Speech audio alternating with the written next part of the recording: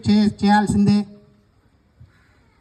నేను మటుకు ఇక్కడ అంటే నా వరకు నేను చెప్పుకుంటున్నా,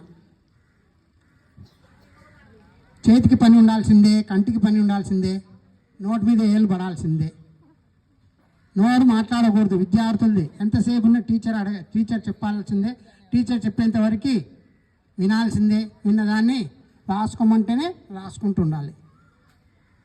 మా పద్ధతులు మేము పోయినాం, మీరు విన్న కాడికి విన్నారు, కొంతమంది బాగానే పాస్ అయినారు, ఆ మూమెంట్లో మంచి రిజల్ట్ వచ్చింది. దాంట్లో మేము కొంచెం దండిచ్చిండొచ్చు. మామూలు లర్నర్స్ రకరకాలుగా ఉంటారు.